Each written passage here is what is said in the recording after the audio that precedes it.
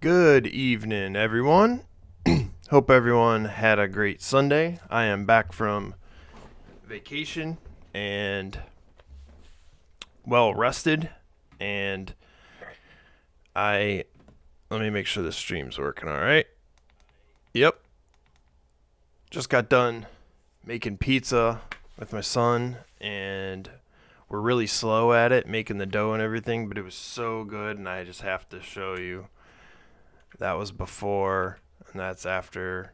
Put some hot Italian sausage on there. Oh, beautiful. So good. I'm so full. I shouldn't have had that last piece. Anyways, let's jump into it. This is just going to be me rambling about stories that I find funny or controversial or whatever. My name's Steve. I have a blog at christiananarchist.com, which I've kind of neglected a little bit. The last one I wrote was about the video I just posted 3 weeks ago about pandemic amnesty. Anyways, let's dive into it. I suck at making thumbnails, but this is what I chose to put as the thumbnail. A goofy article from CNN. Who would have thought? Daylight savings time sheds light on lack of sleep's disproportionate impact on communities of color. I just can't with these people. I just can't. So, out of curiosity, I did briefly read the article. Because you're thinking, how is that possible? Literally everyone is impacted by the lack of sleep we get when we change time. Literally everyone. Every single person.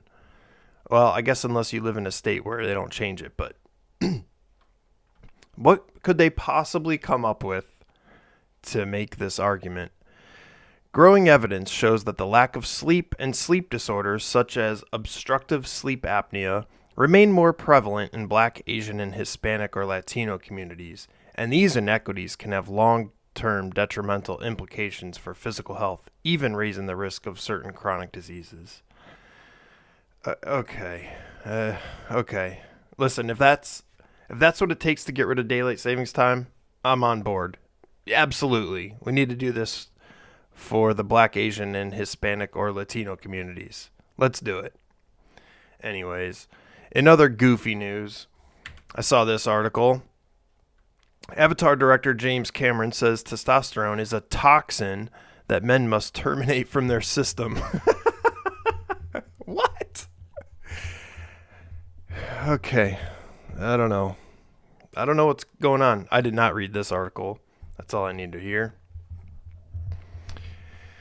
All right. Anyways, so big news is Elon Musk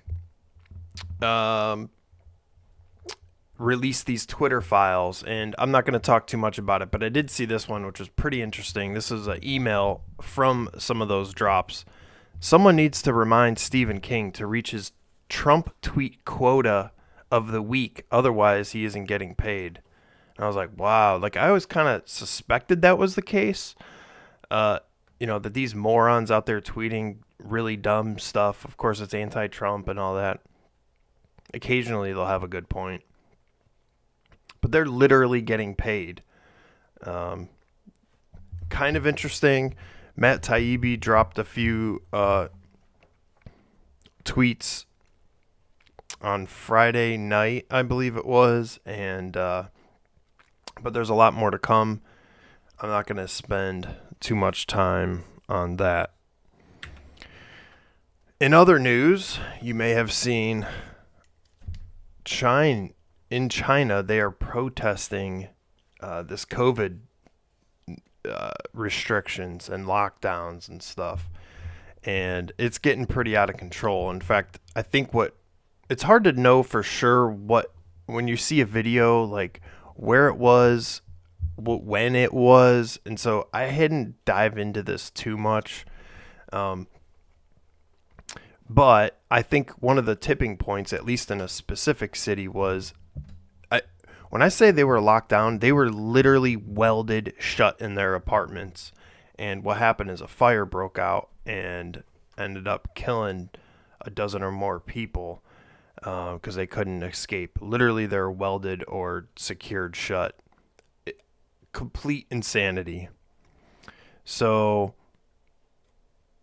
obviously, the government's out of control, but what's been interesting is other countries' reaction to this and news articles. So I got a couple examples pointing out this hypocrisy. Look at this. Remarkable bravery. Anti-lockdown protesters return to same spot in Shanghai after being pepper sprayed by police. Oh, these brave protesters.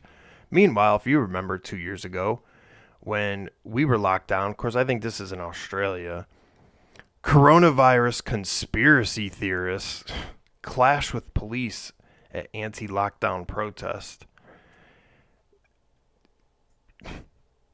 It's hard to even know where to start. But obviously, you were a crazy kook right-wing nut job if you wanted to protest lockdowns in your country. But in China, they have remarkable bravery. CNN gets in on it too, a couple of their headlines. Europe's loud, rule-breaking, unvaccinated minority are falling out of society. And then this past week, at the heart of China's protest against zero COVID, young people cry for freedom. Maybe not as blatant as the last article, but still, you can see the hypocrisy. And then to top it all off, you have Justin Trudeau. If you join the protest because you're tired of COVID, you now need to understand you are breaking the law. And this is when the truckers were protesting and kind of gridlocked the city for a week or whatever it was. But now he's saying everyone in China should be allowed to protest. We will continue to ensure that China knows we will stand for human rights and with people who are expressing themselves. Oh, so now it's okay to express yourself when it's not in your country. You know, he had police come in and try to confiscate fuel because it was really cold when they were protesting, trying to confiscate fuel and firewood and block that from happening. Then eventually they just straight up shut it down with brute force, essentially. Man, you know, the hypocrisy by these people is just, it's off the charts. It's pretty wild. I did see an article because I did a quick search earlier today and about what's going on in China. And I did see an article that said that they were easing some of these restrictions. I didn't read too much on it. I hope that's true. I pray that's true for these folks because the videos I've seen, and I didn't put them in here, are nuts. You know, the police, I think it is, are in these like full hazmat suits and white hazmat suits. It's pretty dystopian. Just looking at the imagery of it.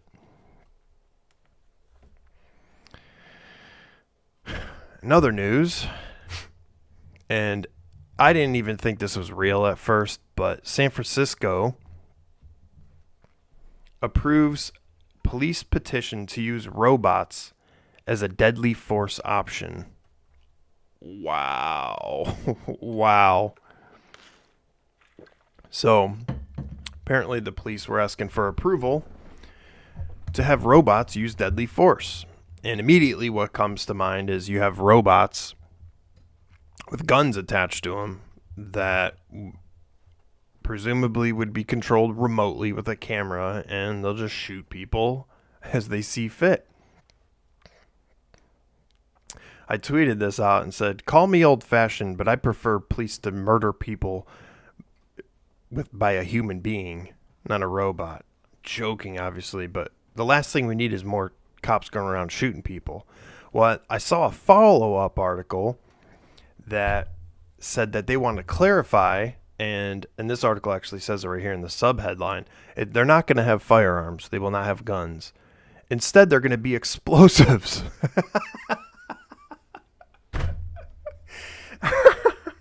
I kid you not. They're going to have bombs attached to these robots. I don't exactly know what they're thinking. Apparently, they keep pointing to this one time in Dallas where someone was barricaded in that this would have been an appropriate use to go with, and it wasn't even in their city where this occurred, so they're really stretching this a bit. I understand robots if you want to use them to defuse bombs where you don't want a human to get up there and try to, defuse a bomb that can go off at any second. 100% understand that. So the use of robots, not like I'm against that per se, but the fact that robots can essentially kill people is wild, right? It's nuts. Anyways, all right, this next topic, YouTube's not going to like at all. The last time I brought this up in a positive light, not this specific story, but this topic, I got an email the next day talking about, someone on the YouTube, panel or something saw your video and we're concerned about your mental health and your safety. And if you're thinking about this, call this number, et cetera, et cetera. But I want to talk about what's going on in Canada. I'm not going to try to say the word, but essentially it's a way for people to voluntarily end their life. And it's dead nuts. It's dead nuts. Now, apparently, this was a commercial of some sort or a promo video. And I don't know if I'm going to get in trouble for playing this. I think that has music on it. But maybe I'll just kind of skip through it. But last breaths are sacred. When I imagine my final days, I see bubbles. I see the ocean. I see music. Even now, as I seek help to end my life, there is what? still so much beauty. You just have to be brave enough to see it.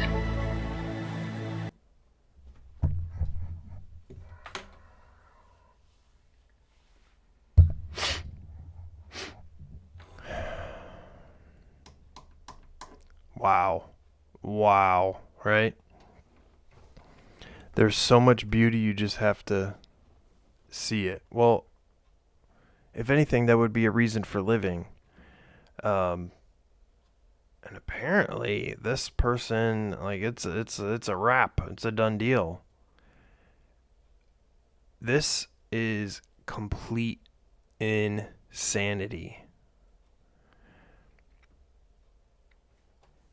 Disabled Canadian Army veteran Paralympian blasts the government for offering to euthanize her when she complained about how long it was taking to install a chairlift at her home.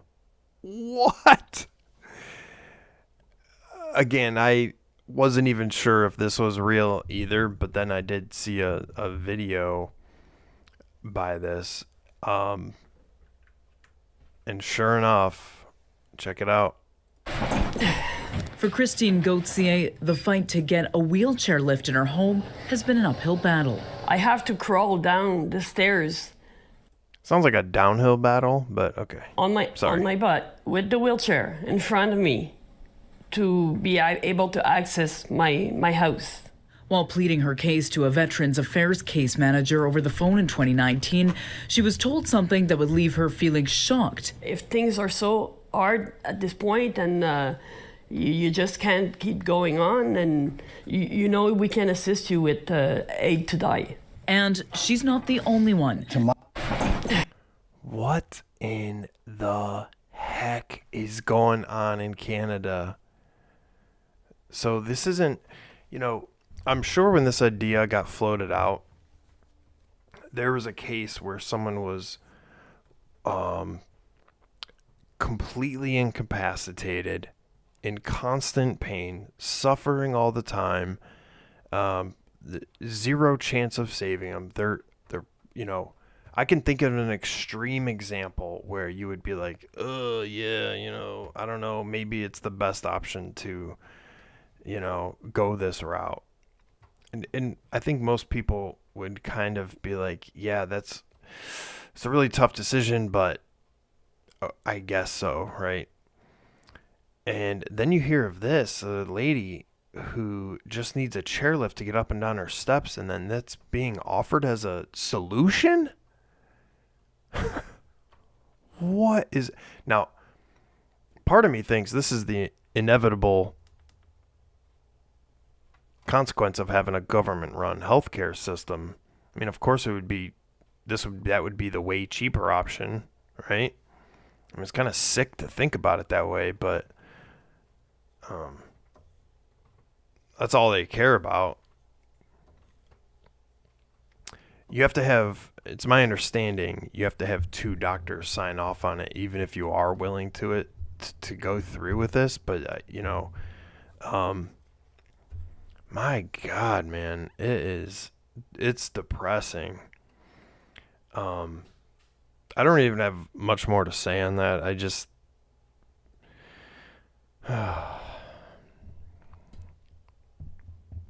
people need hope, man. It's crazy. It's For crazy. Christine Goetze. But I don't understand in this video. I don't know if she's not at her house, but it looks like she has a chairlift now, so I'm not quite sure what's going on here. Anyways, I'm not going to spend much more time talking about that. Oh, I do have a meme. Canadian Suicide Prevention Hotline. Canadian Suicide Promotion Hotline. It's not funny. It's funny because they put the blackface Justin Trudeau on there. Alright, anyways. Moving on to my next topic. This is going to be a quicker stream. There's a lot of news about guns and ghost guns and this kind of thing. So, the Palmer Report put out a tweet.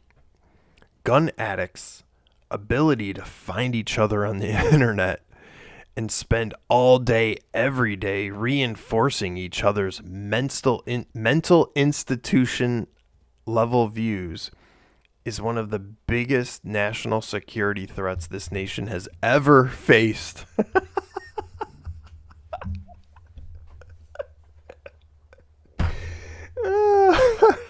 I couldn't stop laughing. Gun addicts' ability to find each other on the internet and spend all day, every day, that sounds like a bit of a stretch, reinforcing each other's mental institution level views. I don't even know what that means. Reinforcing each other's mental institution level views. So apparently, if you like guns, you belong in a mental institution. Whew, is one of the biggest national security threats this nation has ever faced. Okay. Man, dude, they are really... That is a bit much. That's a bit much. I'm not even quite sure what they mean by that. But they don't like people having guns. And then the ability to find each other on the internet. Ooh. They might talk to each other. People are goofy. Another article says how the far right is escaping Biden's attempted crackdown on ghost guns. So I read this article, unfortunately. The subtitle, New regulations on untraceable firearms have only spurred threats against law enforcement and efforts by extremist groups to avoid oversight. So, a couple things on here.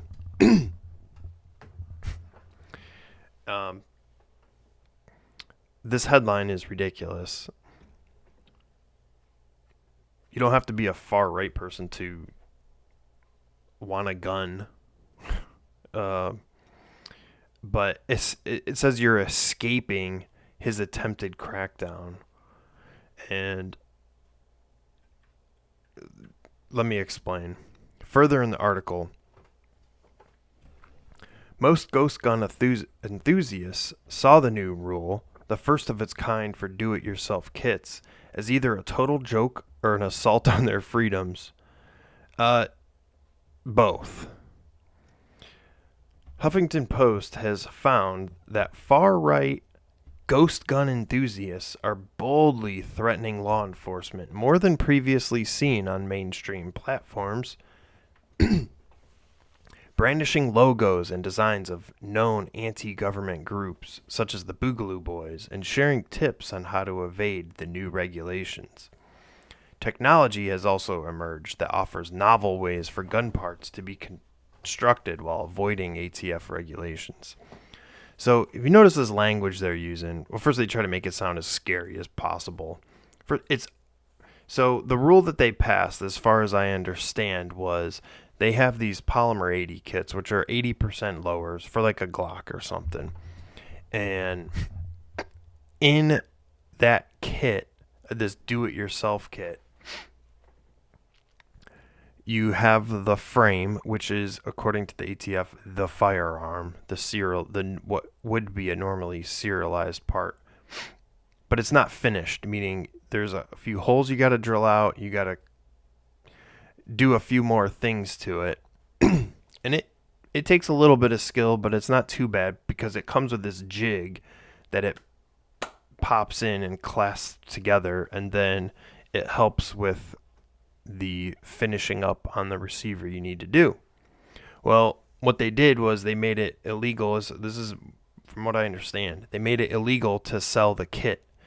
However, you can still buy the 80% lower, and then in a separate transaction or from a separate company, you can buy the jig that comes with the drill bits and et cetera, et cetera. So, and then you can continue making a privately made firearm, which has always been legal in the United States and should be. As far as I know. I don't know every state's rules on this, but and so what they're saying here is let me reread this. The sharing tips on how to evade the new regulations. So that's basically what they're talking about. Or in other words, sharing tips on how to follow the law, to not run afoul of the law, right? So it's almost like it's such a goofy way to word that. They're trying to evade the new regulations. They're trying to not go to jail. Oh my gosh. Can you believe these kooks? They don't want to get in trouble, so they're trying to figure out a way to legally make a firearm. Oh my gosh, these guys are crazy, right? Like, of course. What are you talking about?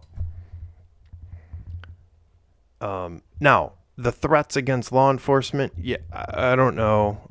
Boldly threatening law enforcement, of course, that's not right. You shouldn't be threatening anyone. And if you're threatening law enforcement, it's even dumber. Yeah, do I have another thing on here? Oh yeah, so I think this meme was in the article. If not, they linked to it.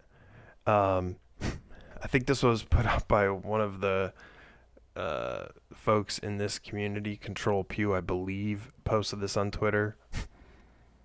I don't want you to have guns anymore, but what if we actually need them to respond to an immediate and life-threatening problem?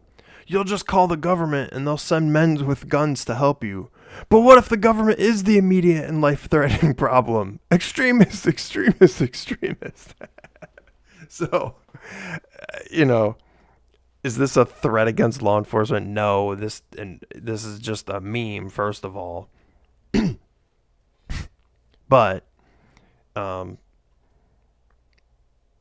sometimes government is the life-threatening problem. I mean, why do we think 2 years ago in 2020 there was a huge push by people saying defund the police?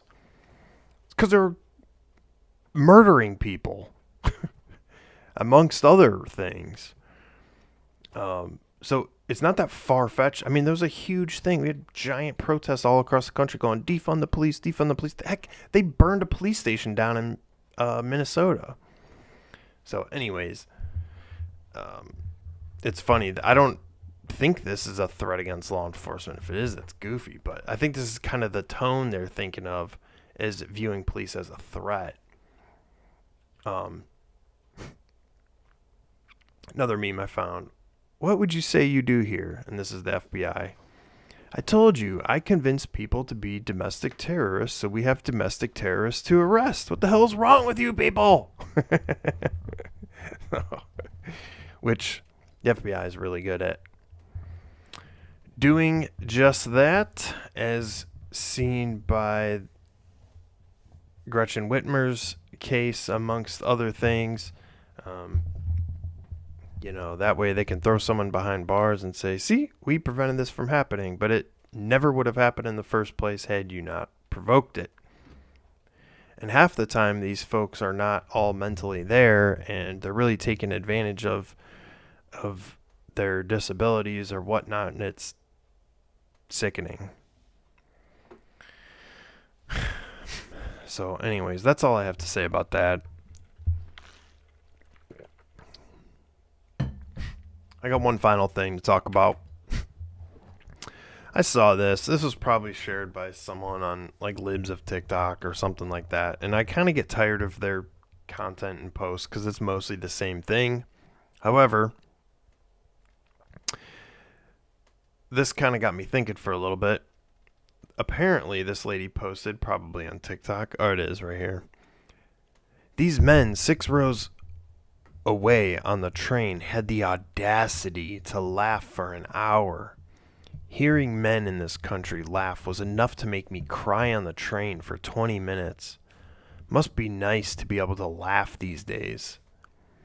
I seriously never want to hear men laugh ever again. I was like, wow. I mean, assuming this is real, which I'm sure it is, it's like, wow, man, people are hurting. I mean, first off, of course she has a mask on.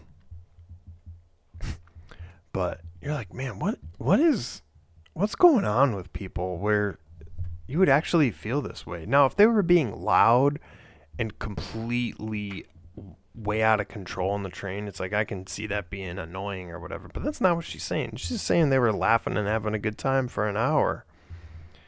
And then she says, must be nice to be able to laugh these days. I mean, what a sad existence where you can't even laugh. It's kind of depressing. So it got me thinking, like, I think it's envy. I think people are envious of another. And I saw this video clip, and I don't know who this guy is, but just watch this clip real quick. All the huge progress that has come. People are less happy about the state of affairs than they were when things were way tougher. And that has a very simple explanation. First off, this guy's glasses. He must be blind because those are giant magnifying glasses. Anyways, I'm sorry. The world is not driven by greed. It's driven by envy.